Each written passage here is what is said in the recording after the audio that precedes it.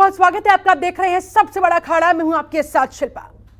देश में 2 जून की रोटी महंगी होती जा रही है, लेकिन बहुत से ऐसे लोग हैं जो अतिक्रमण पर चलते बुलडोजर को देखकर ही खुश हैं। देश में खुदरा महंगाई दर से लेकर थोक महंगाई दर रिकॉर्ड स्तर पर पहुंच गई है, लेकिन इसकी चर्चा ना तो सरकार कर रही, ना ही कोई विपक्ष का नेता।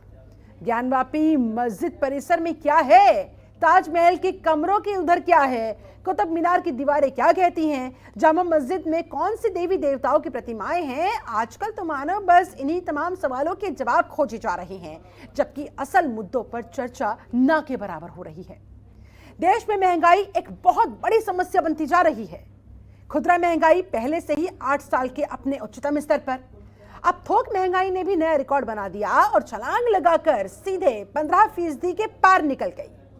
साल 1998 के बाद ऐसा पहली बार हुआ है जब थोक महंगाई दर 15% के पार पहुंची हो। इसका मतलब साफ साफ ये कि महंगाई अभी और बढ़ेगी और इससे आने वाले दिनों में जनता को कोई भी किसी भी तरह की राहत मिलती हुई दिखाई नहीं दे रही। अब ये महंगाई क्यों बढ़ रही है, इसके पीछे के अहम कारण क्या है और इसे किस तरीके से कम किया जा सकता है, आज इन्हीं तमाम सवालों के हम जवाब खोजेंगे। इस पर होगी चर्चा, लेकिन उससे पहले ग्राफिक्स के जरिए आपको महंगाई की मार की एक झलक जरा दिखला देते हैं। देखिए, तो कुछ तो करो सरकार, बार बार जनता लगा रही यही गुहार, क्योंकि महंगाई की मार अब झेल नहीं पा रही जनता। ये देखिए, पेट्रोल, डीजल, सीएनजी, एलपीजी और दूध के दाम मुंबई और दिल्ली में कहां से कहां पहुंच गए हैं। 120 रुपए प्रति लीटर पेट्रोल मिल रहा है मुंबई में, तो वहीं दिल्ली में इसके दाम 105 रुपया 41 पैसे प्रति लीटर। डीजल के दाम 104 रुपया 77 पैसे प्रति लीटर मुंबई में, तो 96 के पार पहुंच चुका है दिल्ली में ये दाम। सीएनजी भी 76 रुपये, एलपीजी मुंबई में 999.50 यानी कि 999 रुपये 50 पैसे। दूध के दाम, अमूल दूध के हम बता रहे हैं, 46 से लेकर 72 रुपये प्रति लीटर तक ये दाम है। वहीं मुंबई के दाम क्या है, साथ ही राजधानी दिल्ली में किस तरह के हालात हैं दामों को लेकर। महंगाई दर ये जो इतनी ऊपर अपनी चरम सीमा पर पहुंच चुकी है, इसके पीछे के कारण क्या है आप अंदाजा लगा सकते हैं। जब पेट्रोल, डीजल, सीएनजी, दूध के दाम ऊपर जाएंगे तो जाहिर सी बात है अन्य तमाम चीज़ों के दाम खुद ब खुद बढ़ जाएंगे, क्योंकि ट्रांसपोर्टेशन चार्जेस बढ़ जाते हैं। इसलिए अपने नुकसान की भरपाई करने के लिए व्यापारियों को फिर दामों को बढ़ाना पड़ता है और इस तरह से कुल मिलाकर मार झेलनी पड़ती है आम जनता को। बहुत सारे सवाल खड़े होते हुए, मसलन महंगाई से मुक्ति का तहखाना कब खुलेगा। मंदिर मस्जिद पर तो बात हो रही है, लेकिन महंगाई से मुक्ति कब, इस पर क्यों नहीं बात होती है। इस पर जवाब कब देगी सरकार। बढ़ती महंगाई पर कब गरजेगा बुलडोजर।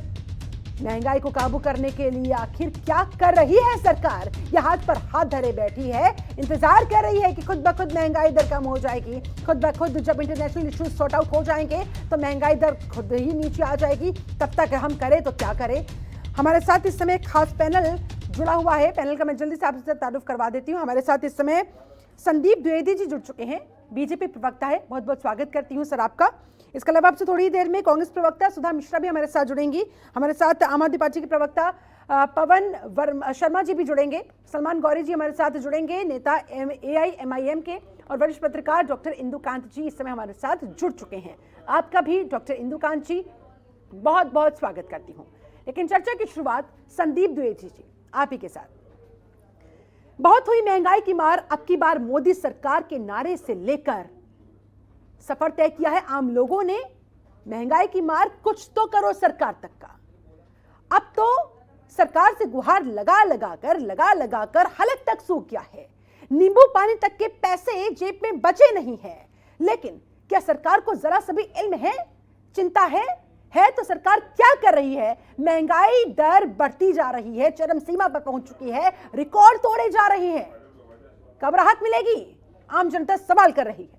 देखिए, सरकार कहीं ना कहीं पूर्ण रूप से प्रयास कर रही है और जिस तरीके से अगर आप अंतर्राष्ट्रीय पटल पे देखिए, जिस तरीके से कोविड के बाद एक बहुत बड़ा ट्रेंड में चेंज हुआ है, वो चाहे महंगाई फ्यूल प्राइसेस की हो या गैस की हो या अदर चीज़ों की हो, तो कहीं ना कहीं उन परिस्थितियों से निपटने के लिए सरकार एक्टिवली काम कर रही है।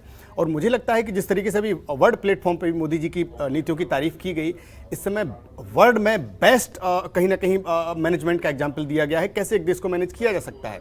वरना आपके ही पड़ोस में श्रीलंका जैसे देशों का क्या हाल हुआ, नेपाल में आप देख रहे हैं किस तरीके से आज हालत खराब है, पाकिस्तान में देखिए किस तरीके से आज सरकारों का अदला बदली हो रही है। तो कहीं ना कहीं वर्तमान परिस्थितियों में जिस तरीके से इस देश की सरकार ने अपने आप को और इस देश की जनता ने अपने आप को संभाला है, बहुत बेहतरीन एग्जाम्पल हमने पूरे विश्व के लिए पेश किया है। और इस चीज की सराहना कहीं ना कहीं हर कोने में आज पूरे विश्व में की जा रही है।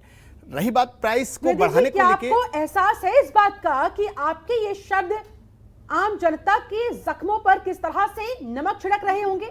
देखिए, आम जनता के जख्मों को लेके मैं आपको एक चीज, उन्हें कोई मतलब नहीं है इन तमाम चीजों से। उन्हें मतलब है कि वो भाई दूध पानी सब्जी नहीं खरीद पा रहे हैं तो इतनी ज्यादा ऊंचे रेट्स में कि उनका पूरा का पूरा बजट बिगड़ चुका है, क्योंकि आमदनी तो बढ़ी नहीं, खर्चा बढ़ता जा रहा है। देखिए, सरकार के लिए प्राथमिकता उन लोगों की भी है जिनके पास अपने पास निवाला नहीं है, जिनको कहीं ना कहीं सरकार 2 जून की रोटी कहीं ना कहीं अपने बजट से अरेंज करके दे रही है।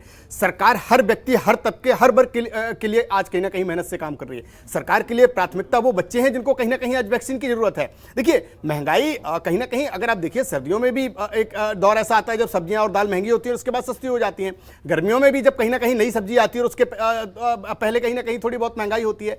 ऑयल प्राइस को लेकर भी अगर आप देखिए अंतर्राष्ट्रीय पटल पे, चाहे पाम ऑयल हो या अदर जो पेट्रोलियम पदार्थ हैं, उनके जो रेट बढ़े उसका इम्पैक्ट पड़ेगा। फिर भी सरकार ने कहीं ना कहीं अपनी तरफ से जहां जहां संभव था वहां कटौती की है। और आज कहीं ना कहीं एक ऐसा समय है जहां कहीं ना कहीं पूरे देश को एकजुट होकर इस परिस्थिति से लड़ना पड़ेगा, और हम लड़ रहे हैं बेहतरीन कहीं ना कहीं पूरे विश्व के लिए हम एग्जाम्पल। आप लोगों की नाकामी बता रहा है भाई। खाद्य महंगाई दर 8% से ऊपर, जो 8 साल में अब तक का सबसे ज्यादा। मार्च में ये 7.68% पर रहा। 100 की तरफ भागता रुपया डॉलर के प्रति। इसके अलावा 116 देशों में 101वीं पोजीशन पर हिंदुस्तान है। हंगर इंडेक्स की मैं बात कर रही हूं। क्या ये आप लोगों की उपलब्धियां हैं? देखिए, आंकड़े तो यही दर्शा रहे हैं। देखिए, हंगर इंडेक्स का अगर आप एग्जाम्पल लोगे तो आप वर्ल्ड बैंक की उन रिपोर्ट्स का भी एग्जाम्पल ले लो, जो कहते हैं कि कहीं ना कहीं स्वच्छ भारत मिशन ने करोड़ों लोगों की जो डायरिया से और मलेरिया से जान जाती थी उस पर रोक लगाई है। लेकिन हम उस पर बात नहीं करेंगे। आज आप उसकी भी बात करिए। रिसेंटली जिस तरीके से अमेरिका के प्रेसिडेंट ने खुल के तारीफ की कि कहीं ना कहीं भारत ने बहुत अच्छा एग्जाम्पल पूरे वर्ल्ड के लिए सेट किया। हम केवल अपने देश की जनता की चिंता नहीं करते हैं। अगर कहीं मेडिसिन और फूड की जरूरत पड़ती है, पूरे बस में आज हम कहीं ना कहीं लोगों को प्रोवाइड कर रहे हैं और उनकी मदद कर रहे हैं। दूसरी चीज, विपक्ष अगर कहती है कि सरकार ने कोई बेहतरीन एग्जाम्पल पेश नहीं किया, तो मैं खुल के कहता हूं कि जहां बीजेपी की सरकार जिन राज्यों में नहीं है उनमें बता दे कौन सा एग्जाम्पल सेट कर दिया।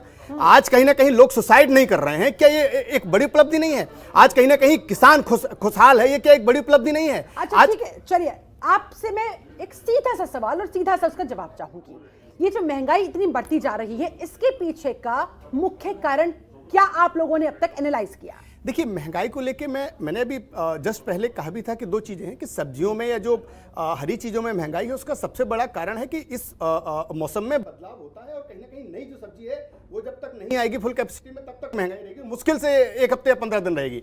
ऑयल प्राइसेस को लेके अंतर्राष्ट्रीय पटल पे जिस तरीके से बढ़े, सरकार वैसे भी कहती है कि आप अपने जो मूड को चेंज करिए ट्रांसपोर्टेशन के। आज सरकार क्यों बैटरी पर सब्सिडी दे रही है?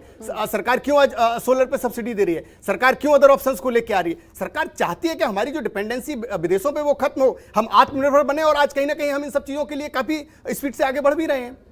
तो लेकिन जिन लोगों के पास ऑलरेडी पुराने वाले व्हीकल्स हैं, अब वो रातों रात उसे चेंज तो कर नहीं देंगे। किसी की ईएमआई चल रही है, अच्छी खासी ईएमआई जिनकी बची हुई है, काफी सारे साल जिनके बचे हुए हैं, उन लोगों के लिए क्या पेट्रोल डीजल के दाम पर सरकार कुछ ऐसा नहीं कर सकती है कि थोड़ा कंट्रोल कर लिया जाए? क्योंकि इस बात को तो आप भी स्वीकार करेंगे ना, देखिए द्विवेदी जी, कि जब जब पेट्रोल डीजल के दाम बढ़ते हैं, सीएनजी के दाम बढ़ते हैं, यानी कि ट्रांसपोर्टेशन चार्जेस बढ़ जाते हैं, खुद ब खुद महंगाई आउट ऑफ कंट्रोल होती चली जाती है। तो कम से कम क्या इस पर विचार नहीं किया जा सकता? और अगर नहीं किया जा सकता तो फिर आप ये भी बताइएगा चुनाव के समय कैसे हो जाता है? देखिए शिल्पा जी, बहुत क्योंकि उस समय भी युद्ध चल रहा था। देखिए शिल्पा जी, मार्केट की वास्तविकता यह है कि आज 2-2 साल की बिटिंग पेट्रोल और डीजल के वाहनों पे है, इलेक्ट्रिक वाहनों पे नहीं है। आज क्या उसके लिए सरकार जिम्मेदार है? क्या सरकार ने कहा कि आप पेट्रोल इलेक्ट्रिक वाहन खरीदिए? आज सबसे ज्यादा व्हीकल बिक रहे हैं पेट्रोल डीजल के, इनफैक्ट सीएनजी के वाहन भी बिक रहे हैं। आप क्यों इलेक्ट्रिक व्हीकल्स की तरफ नहीं आते? क्यों आप अदर ऑप्शंस को एक्सप्लोर नहीं करते? क्योंकि देखिए महंगाई महंगे बहुत है। नहीं, देखिए, लोगों के बजट से बाहर जा रही है। ऐसा जो कहीं वो कुछ नहीं। अफोर्ड करेंगे वही तो वो खरीदेंगे। नहीं, क्या 35 लाख या 1 करोड़ की कार लेने वाला व्यक्ति 30 लाख रुपए की इलेक्ट्रिक कार नहीं खरीद सकता? और कार में भी आपके पास मुझे नहीं ऑल्टो लगता की उन रेंज लोगों से को पेट्रोल डीजल के बढ़ते दामों की वजह से कोई चिंता सताती हो। चिंता तो सताती है उन लोगों को जो बेचारे पता भी नहीं उन्हें कि आज उनके हाथ में नौकरी है, कल होगी कि नहीं होगी, जिनके बजट का इस समय बुरा हाल हो चुका है। मैं उन लोगों की बात कर रही हूं सर। नहीं, देखिए शिल्पा जी, इसको लेके मैं स्पष्ट तौर पर बता दूं, सरकार ने कहीं ना कहीं चीजों को कंट्रोल किया है और कहीं ना कहीं एम्प्लॉयमेंट वगैरह, देखिए भले लोगों को नौकरी नहीं मिली हो लेकिन एम्प्लॉयमेंट बढ़ा है, चाहे उन्होंने अपनी छोटी छोटी दुकानें खोली हो या इंफ्रास्ट्रक्चर बढ़ने से इन सब चीजों का बहुत बड़ा इम्पैक्ट पड़ा बात कर रहे है। हैं, और आदमी आज अपनी इनकम से संतुष्ट है। पता है कि नहीं पता है, लेकिन मैं जरा बता देती हूँ। जी, बताइए। अर्बन बेरोजगारी का दर भी 10% से ऊपर पहुंच चुका है। इसलिए तो सरकार से बार बार आम लोग सर सवाल कर रहे हैं, क्योंकि बहुत सारी एक्सपेक्टेशंस के साथ 14 में भी और 19 में भी मोदी सरकार को लाया गया था, केंद्र सरकार को लाया गया था। हाँ ठीक है, हम मानते हैं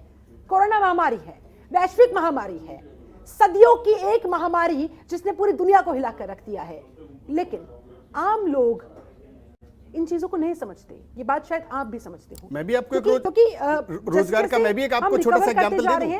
वैसे वैसे लोगों के जो जख्म बढ़ते जा रहे हैं, अब वो वापस से ट्रैक पर आना चाह रहे हैं लेकिन आ नहीं पा रहे हैं। चलिए सर, मैं आपके पास और भी सवालों के साथ लौटूंगी। हमारे साथ डॉक्टर इंदुकांत जी, वरिष्ठ पत्रकार भी जुड़े हुए हैं। डॉक्टर इंदुकांत, आपने संदीप देवरी जी की बातें सुनी होंगी, उनकी सफाइयां सुनी होंगी। महंगाई जो इस कदर चरम सीमा पर पहुंच चुकी है, आसमान छू रही है, आपको क्या लगता है उनकी ये सफाई, उनके कारण कितने तार्किक माने जाए, कितना इन पर विश्वास किया जाए? क्या वाकई में सरकार कर रही है जो सरकार को करना चाहिए या जो सरकार के हाथ में है, या अभी भी कुछ स्कोप है, सरकार कुछ कर सकती है ताकि कुछ तो राहत मिले आम जनता को?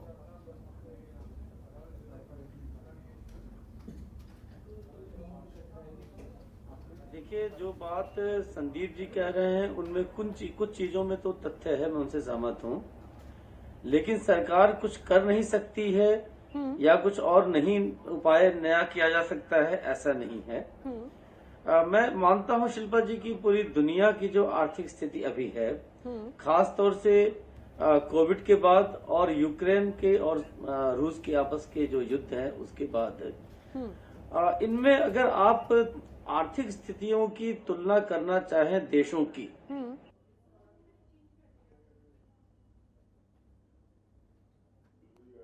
नाम लिया आपका, नेपाल का नाम लिया, पाकिस्तान का नाम लिया, तो अगर आप तुलना करें तीनों दृष्टियों से, तब आपको वास्तविकता पता चलेगी कि हम कहाँ खड़े हैं। मैं एक चीज मानता हूं कि जिस तरह की स्थितियां देश में बनी, हाँ, जिस तरह की स्थितियां पूरी दुनिया में है, हाँ, जिस तरह से के संकट खासतौर से फ्यूल को लेकर के है पूरी दुनिया में इस समय यूक्रेन क्राइसिस के बाद, उसमें देश की स्थिति को संभाल कर यथास्थिति वर्तमान स्थिति में मैं बात कर रहा हूं रख पाना भी एक बड़ी चुनौती है। आप देखिए किस तरह से एकदम बैंकरप्सी की कगार पे पहुंच गया श्रीलंका हमारे पड़ोस में, जिसको हम लोग अभी हमारे ही आर्थिक विशेषज्ञ कुछ महीने पहले तक उदाहरण दे रहे थे कि श्रीलंका से सीख लीजिए कि उसके तमाम जो हेल्थ रिलेटेड सोशल इंडिसेस हैं वो कितने ऊपर हैं। हाँ, बांग्लादेश से उदाहरण लीजिए, नेपाल से उदाहरण लीजिए, कई चीजों में हम लोग कई बार पाकिस्तान को भी दिखाते हैं कि उससे भी नीचे हैं कई मामलों में। लेकिन अगर आप वास्तविकता देखेंगे कि कितनी तरह की चुनौतियों में देश 140 करोड़ लोगों के साथ अपनी चीजों को स्थिर रख करके आगे चल रहा है, इसको अप्रिशिएट भी करना पड़ेगा। अब बात आई महंगाई की, मैं देखता हूं एक गृहस्थ के तौर पे कि हमारे घर में किन किन चीजों के दाम बहुत तेजी से बढ़े और जो कंट्रोल में नहीं आ रहे हैं। उनमें आप देखें, एक एलपीजी का सिलेंडर है, हाँ, पेट्रोलियम पदार्थ जैसे पेट्रोल और डीजल है मुख्य तौर पे, हाँ, और खाने की चीजों में खाने का तेल है, सरसों का तेल हो चाहे रिफाइंड तेल हो, और हाल फिलहाल में आटे और इनका दाम बढ़ा है।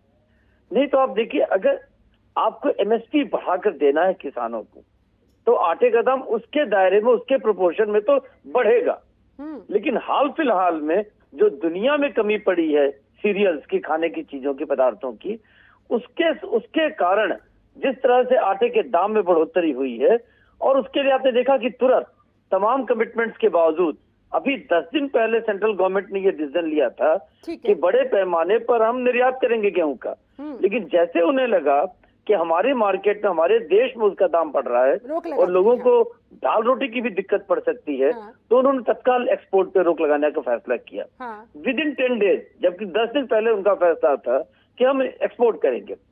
अब देखिए, एक एक चीज को अगर लिया जाए, आपको मालूम है कि पेट्रोलियम पदार्थों के मामले में पूरी दुनिया में दाम बढ़े हैं और यूरोप में तो कई देशों में पावर क्राइसिस ऐसी है, खासतौर से स्कैंडिनेवियन कंट्रीज में। आपने देखा अभी कुछ दिन पहले, 3 दिन पहले रूस ने फैसला किया कि हम फिनलैंड की बिजली सप्लाई बंद कर देंगे। तो आप देखें कि किस तरह के जो डेवलप्ड कंट्रीज है उनको किस तरह की क्राइसिस झेलनी पड़ रही है, लेकिन हमारे यहाँ कम से कम सारी चीजें चल रही हैं। आम लोगों अब को जहां फिर तक अपना मन मसोल कर बैठ LPG जाना की, चाहिए कि भाई कुछ नहीं हो सकता, ये तो झेलना है और झेलना पड़ेगा। देखिए, मेरा ये मानना है कि सरकार ने, खासतौर से केंद्र सरकार को और भी कदम इस चीज के लिए उठाना पड़ेगा कि जो खाद्य तेल है उनका दाम, आटे का दाम, जो गरीब को सीधे सीधे अफेक्ट करता है, उसको किसी न किसी तरह से नियंत्रित करे।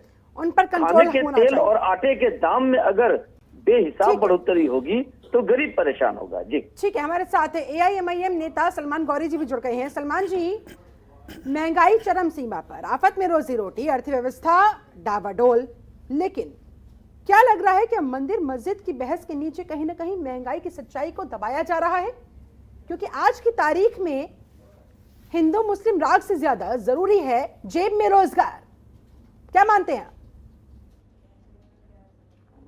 बोल रही है 100% सच्चाई यही है कि मजहब बाद में, पहले पेट है। अगर हमारे पेट में रोटी नहीं होगी तो हम जो है अपने मजहब को भी नहीं याद कर पाएंगे। जैसे देख लीजिए कि रोडों पे जो लोग होते हैं वो मजहब नहीं देखते हैं, वो पहले अपने रोटी का इंतजाम करते हैं, चाहे जिस मजहब से, चाहे वो मुसलमान हो, हिंदू हो, सिख हो, ईसाई हो, वो मजहब फिर नहीं देखते। पहले उनके पेट में अगर रोटी होती है, अगर आपको इस बात का इल्म है तो फिर क्यों विपक्ष के नेता आखिरकार इन मुद्दों को प्रभावी तरीके से उठाते हैं, सरकार को घेरते हैं? क्यों मंदिर मस्जिद के चक्करों में उलझे हुए हैं? बताइए जरा, ये किसका काम है?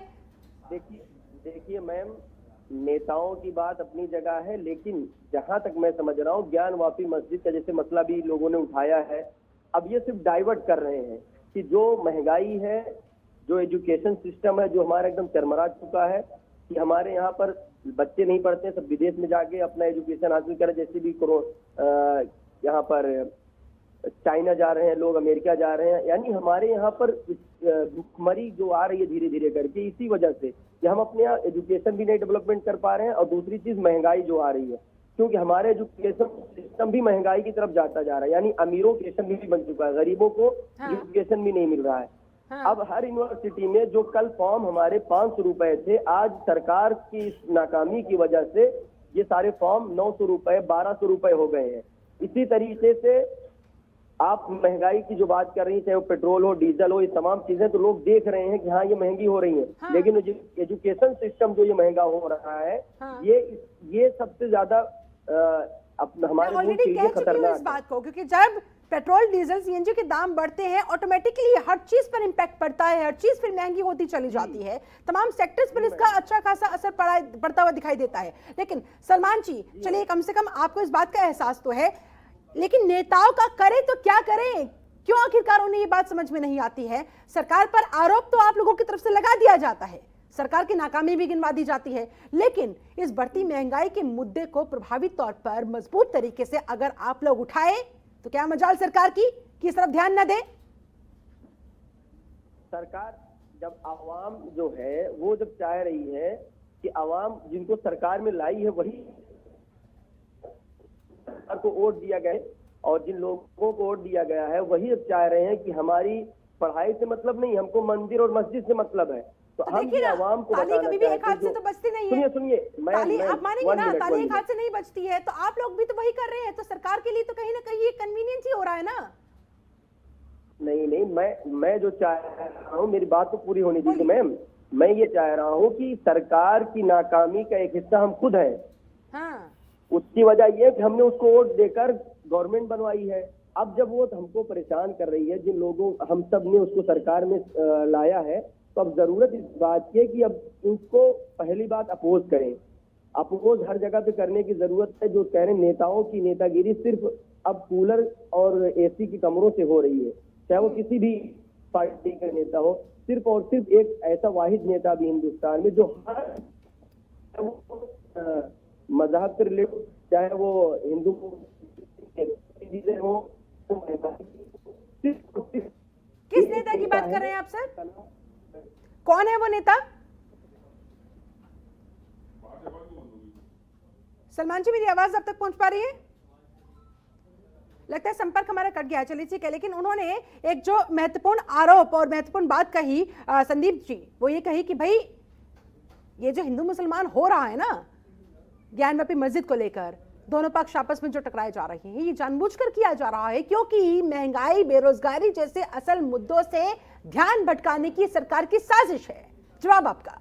देखिए, पहली चीज तो मैं बता दूं कि जो लोग ये कह रहे हैं कि सरकार भटकाने की कोशिश कर रही है, तो ना कोर्ट सरकार के इशारों पे काम करती है और ना वहां जो एजेंसियां काम कर रही हैं वो सरकार के कहने पे गई हैं, और ना ही ये विपक्ष के जो नेता है जो आज कोर्ट को भी कटघरे में ज्ञानवापी मुद्दे पे खड़ा किए हैं, ये भाजपा के कहने पे इस तरह से कंट्रोवर्शियल बयान दे रहे हैं। मैं तो कहता हूं कि आप करिए ना बेरोजगारी की बात, आप बता दीजिए इनके जो नेता हैं उन्होंने कितने बार बेरोजगारों के साथ कोर्ट जाने की कोशिश की, कितने बार उन्होंने सरकार को खत लिखा कि नहीं आप इस मुद्दे पर काम करिए, कितने बार धरना प्रदर्शन पर बैठे, कितने बार इन्होंने सरकार को धमकी दी कि अगर आप ऐसा नहीं करेंगे तो हम धरना प्रदर्शन करेंगे। मुस्लिमों की बात आती है तो आप कहते हैं 15 मिनट पुलिस हटा के देख लीजिए। आज महंगाई पे क्यों नहीं कहते कि 15 मिनट पुलिस हटा के देख लीजिए? आज क्यों उसकी बात नहीं करते हैं और ये कहते हैं कि नहीं सरकार, भाई क्या आप सरकार के कहने पे आप इस तरह के बयान दे रहे हैं कंट्रोवर्शियल? दूसरा, सरकार में फिर एक चीज कहूंगा, इस देश का सौभाग्य है कि ऐसा प्रधानमंत्री मिला है कि जो ये नहीं कह रहा है कि पेड़ पे पैसे नहीं उगते। आज वो कम से कम इन विकट परिस्थितियों में, इन परिस्थितियों से लड़ने का मुकाबला करने की कोशिश कर रहा है और जितनी मेहनत हो सकती है उससे ज्यादा मेहनत कर रहा है, और कहीं ना कहीं उसने एक बेस्ट एग्जाम्पल सेट भी किया है। ये कहने के लिए लोग, देखिए, आरोप लगाने वाले आरोप लगाएंगे, लेकिन क्या हिंदू मुस्लिम के पीछे ये हट पाए कभी? क्या क्या आज मुस्लिम सड़क पे उतरा कि नहीं भाई सरकार ये गलत? हमेशा बीजेपी पर लगता आया है कि हिंदू मुस्लिम और पोलराइजेशन की सबसे ज्यादा कोशिशें तो बीजेपी ही करती, क्योंकि उसका फायदा भी बीजेपी को मिलता आया है, इतिहास गवाह है, और अब 2024 सर पर है तो इसलिए जानबूझकर किया जा रहा है। तो क्या ओवैसी बीजेपी के कहने पे इस तरह के बयान देते हैं? अगर ऐसा बीजेपी अगर चाहती है, भाई बीजेपी करती है, आप उस पर कंट्रोवर्सी क्रिएट मत कीजिए, मुद्दा खत्म हो गया। लेकिन आप खुद चाहते हैं कि वो मुद्दा क्रिएट हो, क्योंकि आपका अस्तित्व उसी कंट्रोवर्सी से है। अगर आप कंट्रोवर्सी क्रिएट नहीं करेंगे तो आपका अस्तित्व खत्म हो जाएगा। इसलिए खुद बीजेपी को कटघरे में खड़ा करने के लिए इस तरह का। दूसरी चीज, इनकी भी नाकामी है, ये भी जानते हैं कि ये कभी महंगाई जैसे मुद्दों पर काम कर भी नहीं पाएंगे और उस पर कभी फ्रंट पे आ भी नहीं पाएंगे। इसलिए ये जानबूझ के सिर्फ उतने में ही उलझे रहना चाहते हैं जितने में इनका वोट बैंक खुश रहे और ये अपनी सीट बचा के रखें, क्योंकि कहीं ना कहीं तो फिर अल्टीमेटली बीजेपी की हेल्प ही हो जाती है ना विपक्षी नेताओं की तरफ से। सलमान गौरी जी, इस सवाल पर मैं आपसे जवाब लूंगी, लेकिन फिलहाल मुझे यहाँ पर रुकना होगा। बता दें आपको, हमारे साथ कांग्रेस प्रवक्ता सुधा मिश्रा जी भी जुड़ चुकी है, बहुत बहुत स्वागत है मैडम आपका। आम आदमी पार्टी प्रवक्ता पवन शर्मा जी भी हमारे साथ जुड़ चुके हैं, बहुत बहुत स्वागत है आपका भी। और आकाश जिंदल जी भी हमारे साथ अब से थोड़ी देर में जुड़ जाएंगे। चलिए, सबसे पहले मैं आपका ओपनिंग रिमार्क लेना चाहूंगी।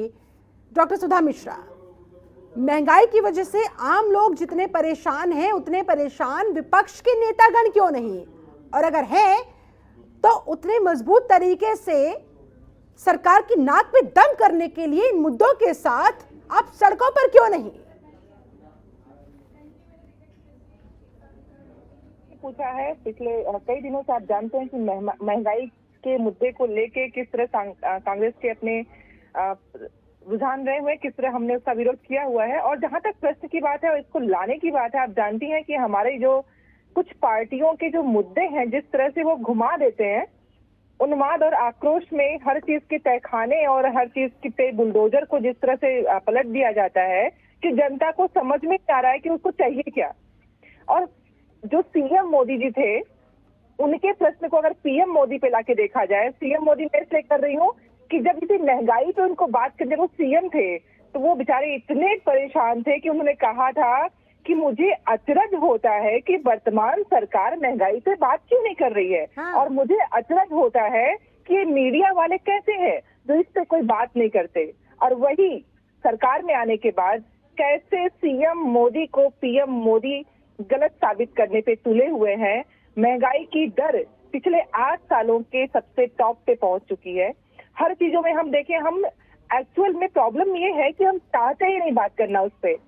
लेकिन जनता आप को लोग भी तो, उन्माद आप में लोगों के बड़े नेतागण भी तो कहीं ना कहीं भटक चुके हैं। ये भटक चुके नहीं, का मैं बिल्कुल नहीं, इसलिए मैं बिल्कुल कह रही नहीं। हूँ क्योंकि वो भी तो मंदिर मस्जिद के विवाद में तमाम तरह की प्रतिक्रियाएं दे रहे हैं। आखिरकार जरूरत देखिए, क्या है बयानबाजी की, जो मामला ऑलरेडी कोर्ट में चल रहा है। अब देखिए, जरूरत तो जहाँ तक बयानों ये की प्रश्न और अगर- प्रतिक्रियाओं की महंगाई के मुद्दे अगर पर इस है, इस पर प्रश्न कोई को- बोलता नहीं है। इस प्रश्न को मैं अगर आपसे कहूं कि जिन बातों को करने की जरूरत नहीं है, आक्रांता आए थे, मंदिरों को तोड़ के मस्जिद बनाया गया, ये तथ्य भारत का बच्चा बच्चा जानता है।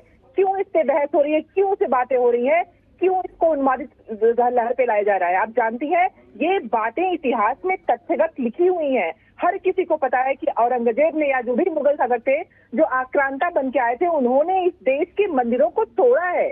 इसमें कोई दो राय नहीं है, ये तथ्य सबको मालूम है। उस तथ्य को उकसा के लोगों में इस तरह जिसने तो ये तोड़ा, बात तो जब दोनों पक्षों तोड़ा, को समझनी होगी ना, सरकार को भी और बिल्कुल। विपक्ष की भी। उत्तर- भाई अगर आप लोग प्रतिक्रियाएं देंगे तो मीडिया का काम है दिखाना, हम तो नहीं, मैं दिखाएंगे। आ रही हूँ, नहीं मीडिया जल्दी की से, बात उसके बाद में वापस आम आदमी जाएंगे। पार्टी प्रवक्ता के पास भी नहीं, जाऊंगी। जल्दी मैं से अपनी आपकी बात बात का पूरी उत्तर इसलिए दे रही हूँ। ठीक है, बोलिए। आपने कहा क्यों करते हैं, हाँ। क्योंकि उत्तर देने की जरूरत होती है। वहाँ पे हम लोग बात उठाते नहीं है, हम हाँ। बातों का विपक्ष में हम उत्तर देते हैं। तो दोनों बात मैंने कहा कि ये उत्साह ही क्यों है, महंगाई बात क्यों नहीं हो रही है, बेरोजगारी बात क्यों नहीं हो रही है, मुद्दे उठाए बनाए जा रहे, एजेंडा बनाया जा रहा है। मैंने उससे प्रश्न किया, उत्तर देना गलत नहीं है, प्रश्न उठाना गलत, प्रश्नों को उठाना गलत है। और आप लोगों की और हम सबकी जिम्मेदारी बनती है कि जिस तरह से महंगाई ने आम जनता का जीवन दुभर कर दिया है, उस पे बात करें, न कि अनर्गल चीजों पे जिससे मिलना। बिल्कुल, क्योंकि आम तभी है जनता की जब आवाज हम नहीं सुप्रीम कोर्ट- बनेंगे तो कौन बनेगा? सरकार बिल्कुल। आखिरकार फिर सुनेगी कैसे? चलिए, पवन शर्मा बिल्कुल। जी भी हमारे साथ लगातार जुड़े हुए हैं। पवन जी, क्या ज्यादा जरूरी है, हिंदू मुस्लिम राग या जेब में रोजगार?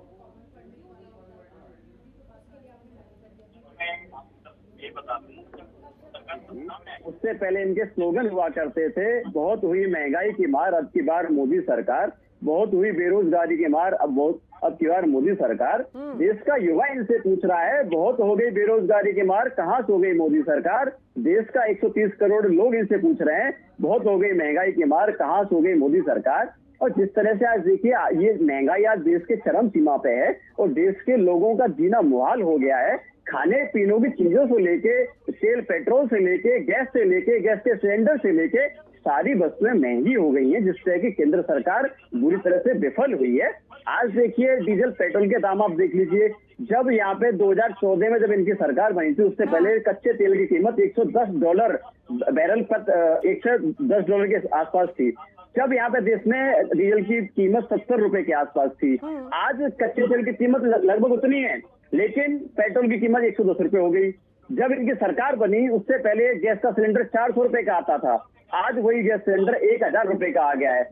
आज लोगों को खाना बनाना मुश्किल हो गया है। और देखिए, मैं कुछ आंकड़े आपको बता दूं, आपके दर्शकों को बता दूं, पिछले 7 साल में मोदी सरकार ने डीजल पेट्रोल पे 27 लाख करोड़ रुपए कमाए।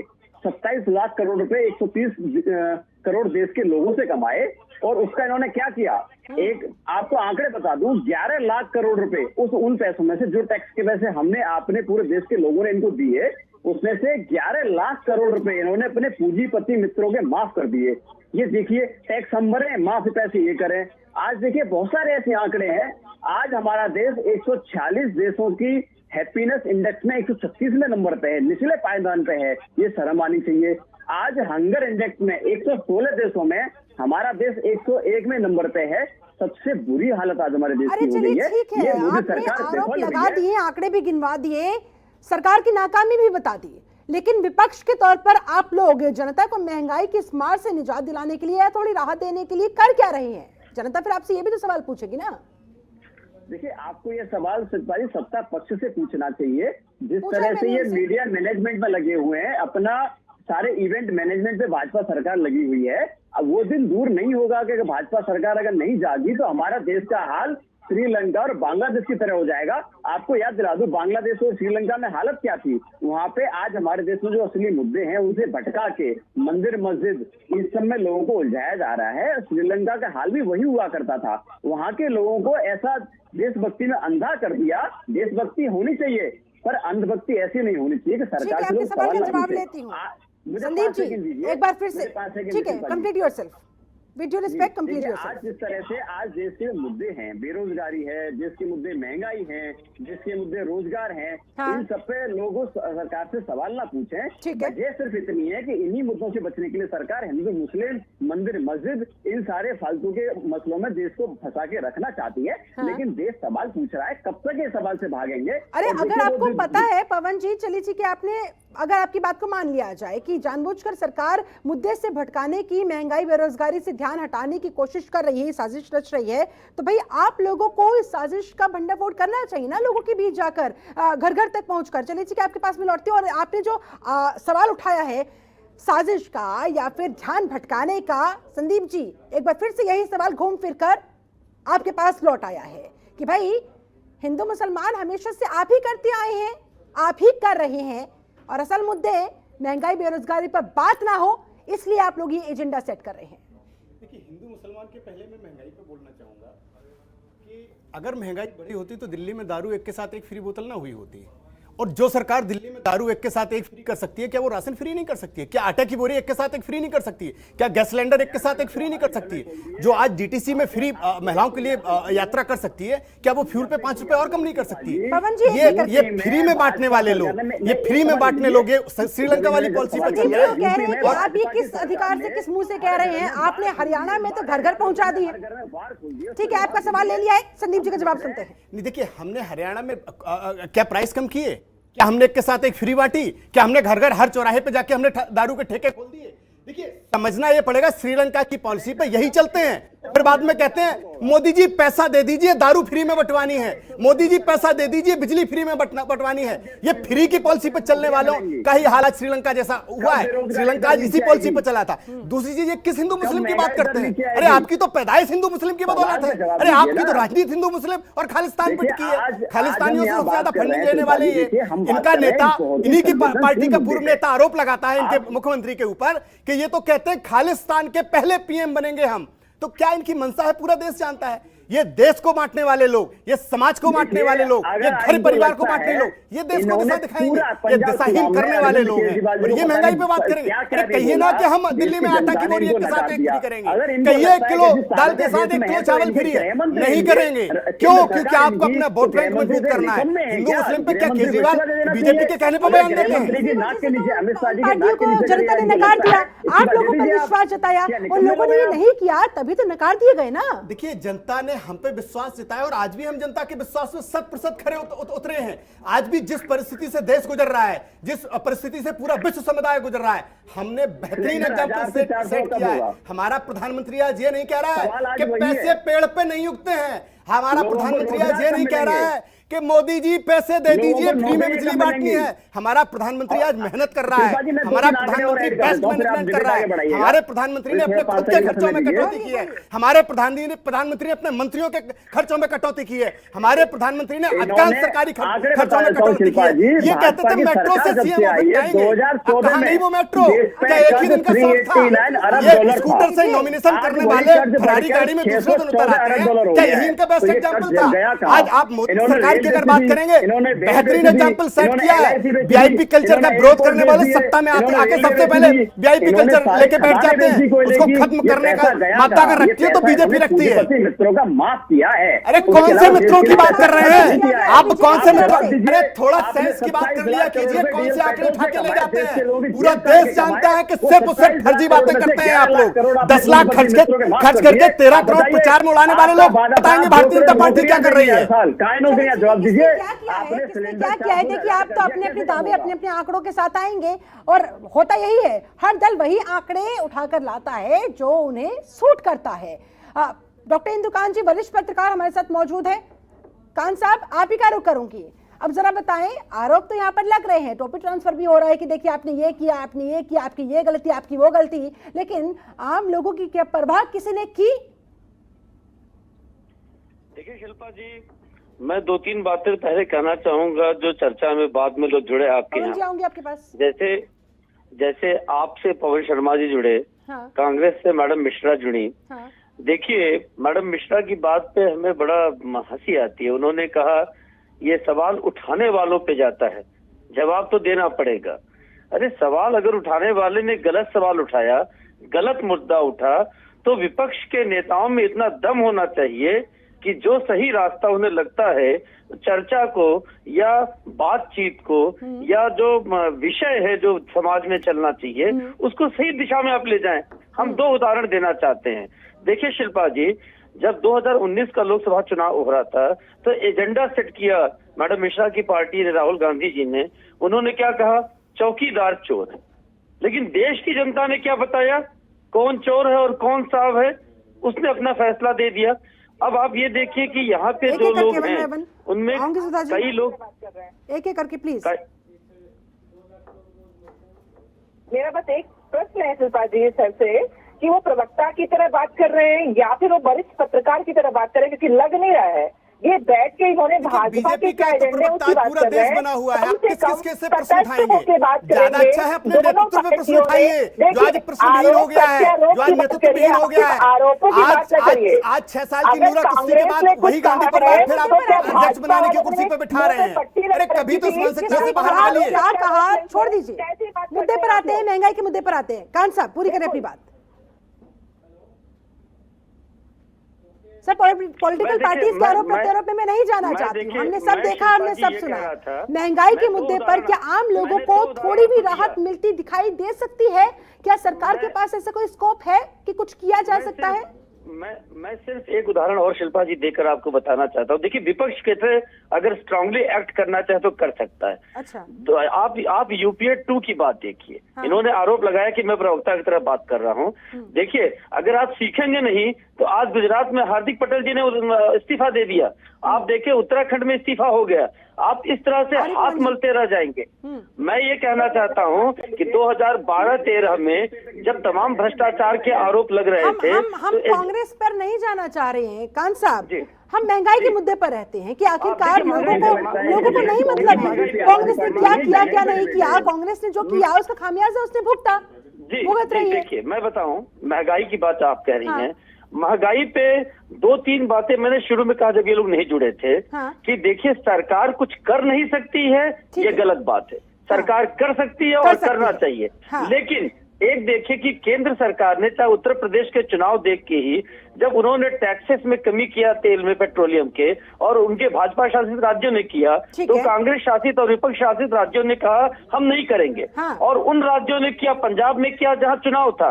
आज तक राजस्थान ने नहीं किया, आज तक बाकी और भी चाहे छत्तीसगढ़ नहीं किया, और आपने भी नहीं किया। और अब वो कहते हैं कि इन्हीं का सिर्फ मिलाकर आपकी बात का सार ये है कि सरकार अगर चाहे तो कर सकती है। बिल्कुल। पवन शर्मा जी, सरकार को ऐसे में क्या करना चाहिए, क्या सुझाव आप देना चाहेंगे? क्योंकि अल्टीमेटली आपका, हमारा, हम सब का मकसद यही है ना कि आम लोगों को राहत मिले, महंगाई की मार थोड़ी कम हो जाए। बिल्कुल शिल्पाई, सबसे पहले देखिए देश का दुर्भाग्य ये है, इतने साल पार्टियों को हो गए, आज हम महंगाई के मुद्दे पे डिबेट कर रहे हैं, लेकिन डिबेट का टॉपिक आप देखिए कहां से कहां लोग लेके चले जाते हैं। आज देश को ये बात जाननी है कि देश में जो महंगाई दर इतनी बढ़ रही है, इतनी बेरोजगारी दर बढ़ रही है, वो कंट्रोल कैसे आएगी। एक हाउस वाइफ ये जानना चाहती है, उसका सिलेंडर 400 रुपए का हुआ करता था, आज सिलेंडर 1000 रुपए का हो गया, वो सिलेंडर कम कैसे आएगा, वो खाना कैसे बना पाएगी। आज देश का युवा ये जानना चाहता है, बेरोजगारी दर आज चरम पे है, वो बेरोजगारी दर कैसे कम होगी, लोगों को रोजगार कैसे मिलेंगे। ये मूलभूत लोगों की समस्याएं हैं, इससे बात करने की जरूरत है। लेकिन मैं सिर्फ एक आंकड़ों पे बात करता हूँ। आज देश में देखिए, देश का विदेशी मुद्रा भंडारण जो था वो कम हो गया। आज देखिए देश पे कर्ज बढ़ गया। आज देश के बहुत सारी ऐसी कंपनियां थी, बहुत सारी एजेंसियां थी जो कि बिक गई, केंद्र सरकार ने बेच दिया। आज केंद्र सरकार की हाल बताता हूँ, 14% जब पेट्रोलियम प्रोडक्ट पे ये पैसे कमाते थे, 2014 से पहले केंद्र सरकार कमाती थी, आज वो 32% बढ़ गया है। उससे बहुत मोटा राजस्व केंद्र सरकार के पास आ रहा है। वो पैसा जा कहाँ रहा है, वो पैसा खर्च किसके लिए हो रहा है। सबसे बड़ा आप सवाल आज यहाँ पे ये उठता है कि आप मूलभूत सुविधाओं पे, मूलभूत मुद्दों पे डिस्कस करिए। आप अपनी नाकामी को मान लीजिए, आप देश के सारी पार्टियों से डिस्कस कीजिए कि उस सारी समस्याओं का समाधान निकाल कैसे सकते हैं। आप क्या समस्या के समाधानों के लिए आम आदमी पार्टी की तरफ से सुझाव दिए जाएंगे? बिल्कुल, देखिए ये बड़ा सिंपल सा है, इसमें कोई रॉकेट साइंस नहीं है, 8वीं क्लास का बच्चा बता देगा। नीयत सिर्फ साफ होनी चाहिए, काम करने की इच्छा होनी चाहिए। अब ये कौन कहता है कि 400 रुपए के सिलेंडर को आप 1000 का पहुंचा दीजिए? कौन कहता है 70 रुपए के पेट्रोल को 100 का पहुंचा दीजिए? पैसे कम कर दीजिए। लेकिन ये तो कह रहे हैं कि भाई देखिए अंतर्राष्ट्रीय स्तर पर हालात इस तरह के हैं कि हमारे हाथ में चीजें हैं ही नहीं। युद्ध हो रहा है रूस यूक्रेन के बीच में, अब वो तो हमारे हाथ में है नहीं। मुझे 5 सेकंड दीजिए। देखिए बड़ी हंसी आती है इनके ऊपर, जब चुनाव चलते हैं तो पैसे थम कैसे जाते हैं, एक पैसा नहीं बढ़ता। आपको याद दिला दूं, कोरोना के समय पे $20 प्रति बैरल कच्चे तेल की कीमत आ गई थी, ना के बराबर आ गई थी, तब भी पेट्रोल डीजल के दाम आसमान छू रहे थे। तब सिचुएशन कंट्रोल में कैसे होती है जब सर पर चुनाव होता है? यूपी में कैसे दाम पर रोक लगा दी गई थी पेट्रोल डीजल के बढ़ने पर? संदीप जी से इसका जवाब लेंगे, लेकिन उससे पहले मैं जल्दी से रुक करना चाहूंगी। AIMIM नेता हमारे साथ सलमान गौरी जी लगातार जुड़े हुए। सलमान जी, काफी देर से मैं आ नहीं पाई आपके पास, माफी के साथ।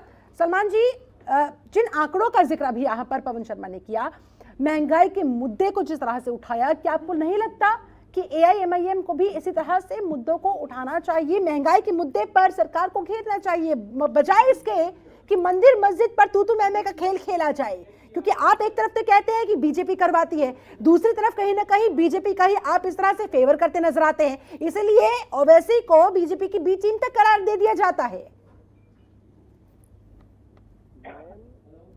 अभी कांग्रेस के प्रवक्ता ने कहा कि जो मस्जिद की बात है जबरदस्ती उन्होंने खुद लाया कि औरंगजेब ने इस तरीके से किया, उस तरीके से किया। पहले मैं कांग्रेस के प्रवक्ता कह रहा हूँ, थोड़ा स्टडी करके आया करें और हिस्ट्री पढ़ के आया करें, और ज्ञानवापी की हिस्ट्री क्या है। और वही औरंगजेब है जिन्होंने मंदिर भी बनवाया था। अगर उनको मस्जिद ही से मोहब्बत होती तो मंदिर बनवाते नहीं। दूसरी चीज जो आप कह रही है कि बता पा रही हूँ, तथ्य के अलावा कोई बात नहीं किया मैंने, तो कम से कम जब आप लोग ऐसे आरोप लगाते हैं तो पहले सुन लिया करें कि आप लोग बोल क्या रहे हैं। कोई भी तथ्यहीन बातें नहीं की गई है यहाँ पे। बिल्कुल, बात यहाँ पे सिर्फ मैं औरंगजेब के बारे में बात नहीं कर रही थी। मैं बात कर रही थी कि जो मंदिर मस्जिद के मुद्दे हमारे यहाँ हो रहे हैं वो क्यों हो रहे हैं, ना कि मैं औरंगजेब का सही चित्रण कर रही थी यहाँ पे। जितना स्ट्रेंडली बोल रही हैं आप अभी मंदिर और मस्जिद को लेकर, इसी तरीके से आप मैदान में आइए और कांग्रेस को बोलिए कि कांग्रेस आए मैदान में, या माइयम मंदिर मस्जिद का डिबेट का सर चक्कर ही नहीं है ना सर। सुनिए, आज ये मुद्दा ही नहीं है सर, इस मुद्दे में फंसना ही नहीं है सर। हमें आज महंगाई पर बात करनी है। तमाम चैनल्स बोलते हैं जब जनता और उन्हें हर जगह मंदिर मस्जिद का मुद्दा छाया हुआ नजर आता है तो सर निराशा होती है।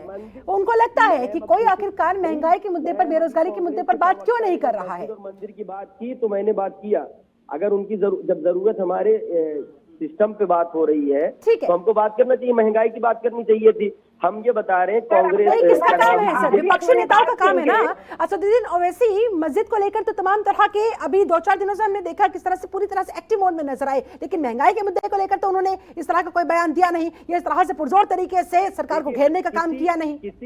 ना मैम, आप गलत बोल रही हैं। एक आदमी पे डिपेंड नहीं करता है, पूरी टीम की यूपी की है ये। लेकिन वो सेनापति है ना आपके, मानते हैं ना, लीडरशिप उन्हीं के हाथों में है, और वो जिस ट्रैक पर चलेंगे तमाम नेता उसी ट्रैक पर चलेंगे पुरजोर तरीके से, फिर आप अपनी बात मजबूती के साथ रख सकते हैं। चीज को आप देख थोड़ी रही है, जो ऑर्डर होता है सेनापति का वही हम लोग करते हैं, चीज को समझिए।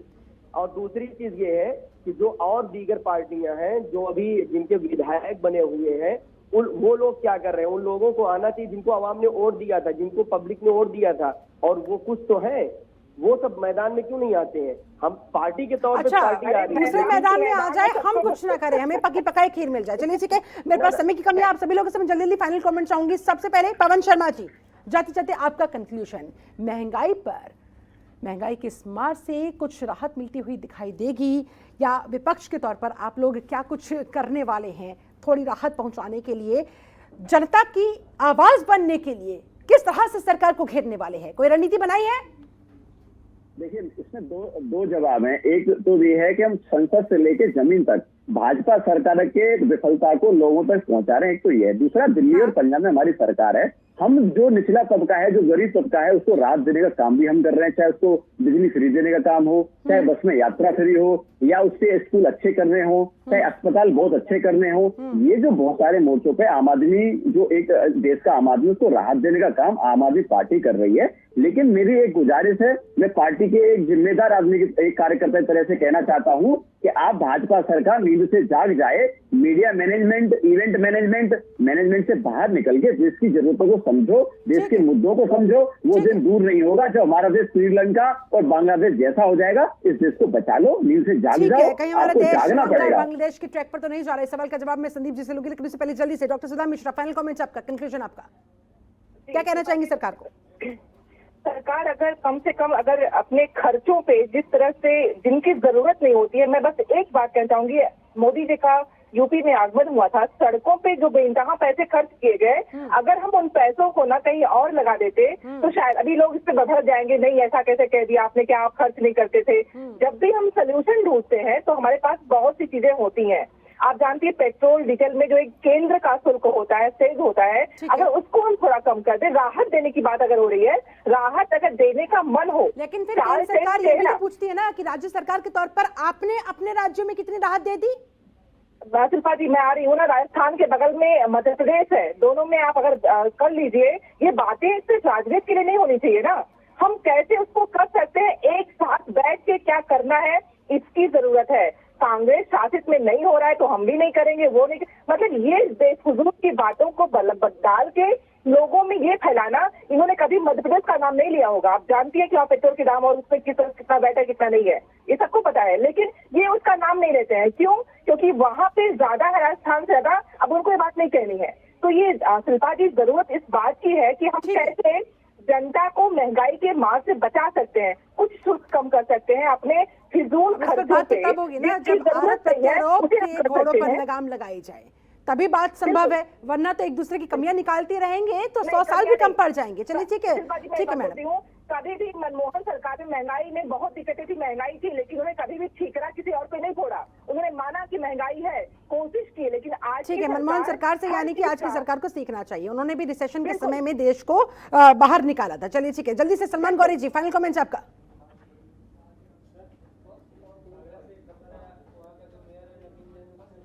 सलमान जी, आवाज मिल रही है मेरी? लगता है संपर्क कट गया। इंदुकान जी, फाइनल कमेंट्स आपका, क्या कहेंगे सर सरकार से?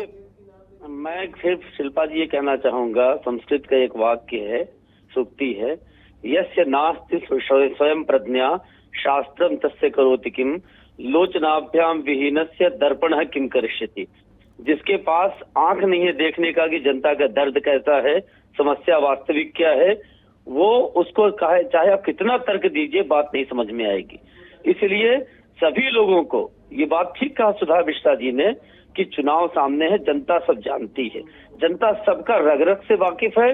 जो सही समय पर जनता को राहत देने के लिए काम नहीं करेगा, जनता उसका हिसाब कर देगी। जी ठीक है, संदीप द्विवेदी जी, अंत में नंबर आप ही का, तमाम आरोप, तमाम सवाल सिर्फ और सिर्फ सरकार से। क्या बांग्लादेश और श्रीलंका के ट्रैक पर हमारा देश आ रहा है? जनता भी चिंतित है इस मुद्दे को लेकर, इस सवाल को लेकर, और विपक्षी नेता भी।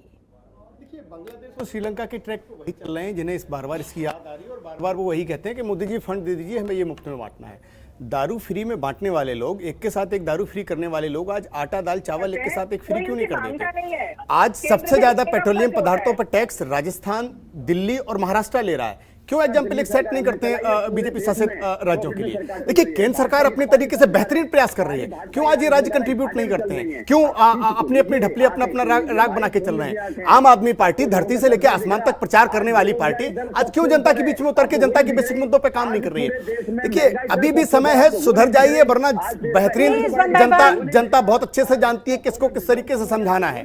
अभी भी मौका है, जनता के मुद्दों पे काम करिए।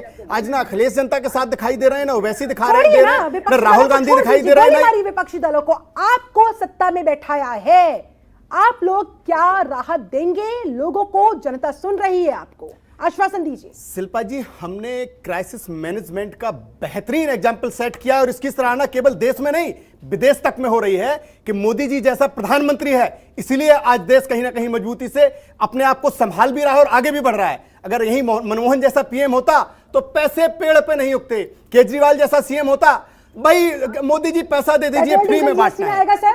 पेट्रोल डीजल जीएसटी में आएगा? देखिए कौन रोकता है? राज्य सरकार ही सबसे ज्यादा विरोध करती है, सबसे ज्यादा गैर आप भाजपा लोग तैयार है, यानी कि आप लोग तैयार है? केंद्र सरकार पेट्रोलियम मंत्री 10 बार ये चीज कह चुके हैं कि नॉन भाजपा शासित प्रदेश नहीं जीएसटी में लाने दे रहे हैं। अच्छा। और जीएसटी काउंसिल की मजबूरी है कि जब तक सभी राज्य सहमत नहीं होंगे जीएसटी में नहीं आएगा। सबसे ज्यादा विरोध महाराष्ट्र, बंगाल, पंजाब और दिल्ली करता है। मुझे आम आदमी पार्टी के प्रवक्ता कहते हैं कि आरोप प्रत्यारोप एक दूसरे पर लगा दिया जाता है, लेकिन दरअसल में कोई करना ही नहीं चाहता, क्योंकि कोई करना चाहता है तो शायद उसे कोई रोक नहीं पाता। विरोध चलिए, केवल ठीक है। केवल नॉन भाजपा शासित ठीक है राज्य विरोध सर, करते हैं। आप सभी का बहुत बहुत शुक्रिया। मेरे पास समय बस इतना ही था। बहुत बहुत धन्यवाद, बहुत बहुत शुक्रिया। तो सबसे बड़ा सवाल, महंगाई कब खत्म होगी? जवाब, जिस दिन महंगाई पर हो रही राजनीति खत्म हो जाएगी। और ये राजनीति कब खत्म होगी, ये यक्ष प्रश्न है, सोचते रहिएगा। मेरे साथ इस चर्चा में जुड़ने के लिए आप सभी का बहुत शुक्रिया। बने रहे जनतंत्र टीवी के साथ। नमस्कार।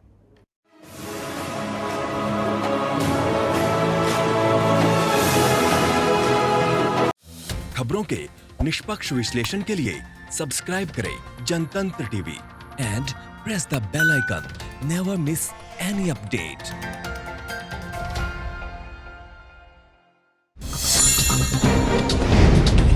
डाउनलोड कीजिए जनतंत्र टीवी ऐप को, जो कि अवेलेबल है गूगल प्ले और ऐप स्टोर पर। अधिक जानकारी के लिए अभी डाउनलोड करें।